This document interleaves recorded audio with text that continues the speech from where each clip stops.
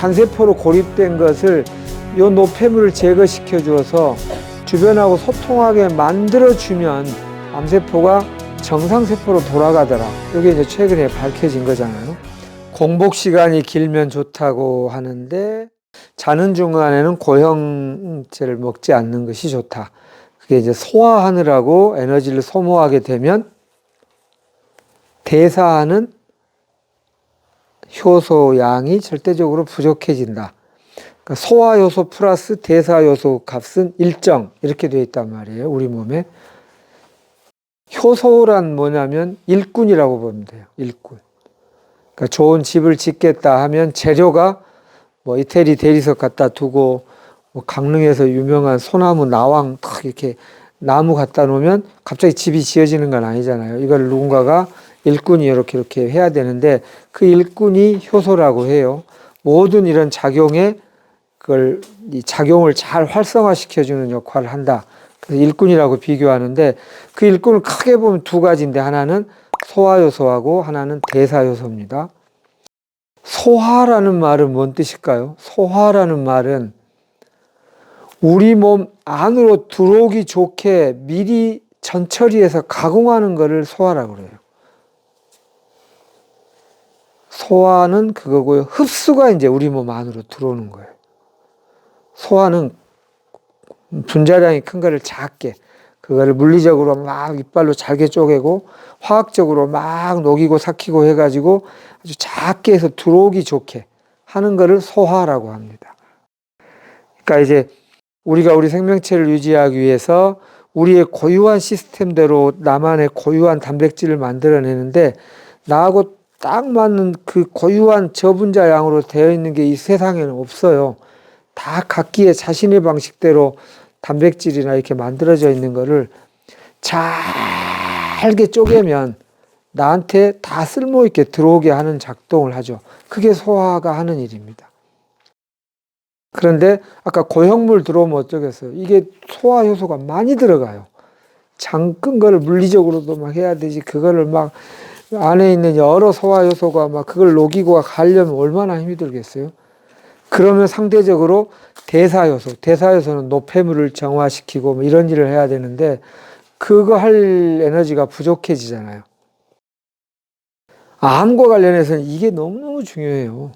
암은 산소 부족, 체온, 저체온, 그리고 노폐물 정체 이게 3대 원인이라고 보는데 그중에 뭐가 우선이냐 하면 뭐 이게 우선이라고 해도 설명이 되고 이게 우선이라 해도 설명이 되는데요.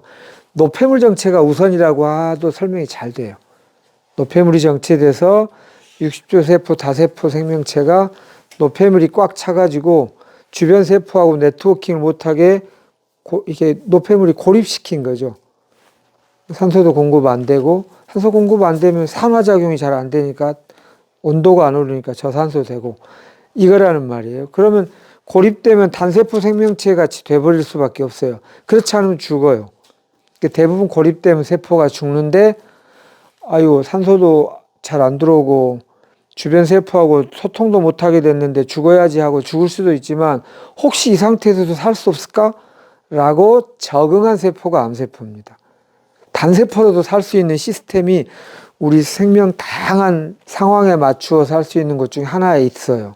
급할 때 쓰려고 저장해 놓은 걸. 그거를 얘들이 하이제킹했다. 이렇게 납치해왔다. 학습해가지고 단세포적으로 잘 살아내는 게 암세포입니다. 그래서 제가 음식 치료할 때 맨날 강조하는 거지만 미생물이 한 두어 마리만 있어도 하루 저녁에 1억 마리 금방 된다고 그랬죠. 암이 보통 세포보다 숫자 빨리빨리 늘리는 특징이 있어요. 빨리빨리 숫자 늘리는 건 대부분 단세포예요. 고등세포인 다세포 생명체가 숫자를 그렇게 한 달 사이에 막 1억 숫자를 늘릴 수가 없어요. 단세포는 하루 저녁에도 가능해요. 암이 그렇게 막 숫자 빨리 늘리는 병이잖아요. 그래서 그렇게 늘리지 않으려면 이 단세포로 고립된 것을 요 노폐물을 제거시켜 주어서 주변하고 소통하게 만들어주면 암세포가 정상세포로 돌아가더라. 이게 이제 최근에 밝혀진 거잖아요. 범인은 누구라고요? 범인은 암세포가 아니라 이렇게 고립된 환경이에요. 그러니까 요 노폐물을 빨리빨리 정화시켜 줘야 돼요. 근데 그 일을 우리 몸 안에서 누가 한다고요? 대사효소가 한다고요. 그러니까 우리 몸에 있는 세포 중에 전부 대사효소로 쓰게 하면 최고 좋은 거죠. 소화할 일이 없으면 좋겠죠. 그래서 바깥에서 발효됐다는 말은 내 몸에 그 소중한 효소 중에 소화효소로 쓸 일이 별로 없게 하겠다는 뜻이에요. 이빨로 오래 씹는 것도 소화효소를 최소화로 줄이고 다 대사효소로 쓰겠다는 취지예요. 그렇게 이해하시면 좋겠습니다. 그래서 공복 시간이 길면 좋다는 걸 이제 제 버전으로 또 얘기를 해보면 그 공복 시간에 대사효소가 오로지 활동해요.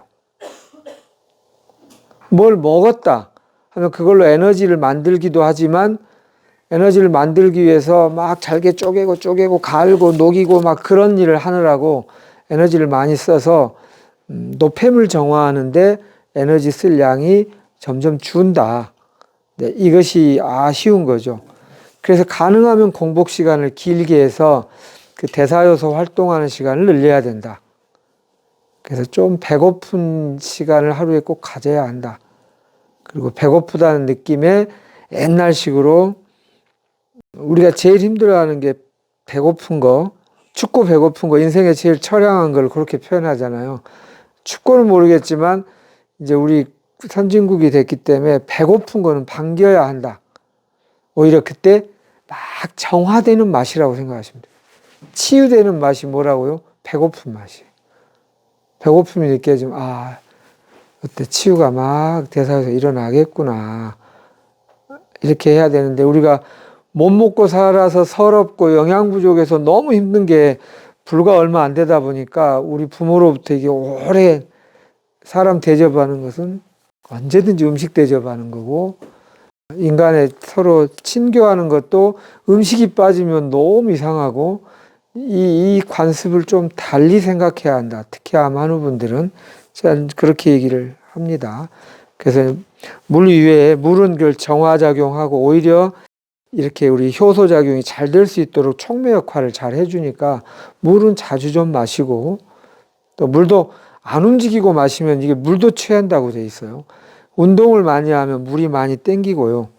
물이 많이 땡겨서 화학작용이 잘 되게 하면 제일 좋아요. 그러니까 운동 많이 하고 물 많이 드시고 공복은 좀 가능하면 길게 갖는 게 좋습니다.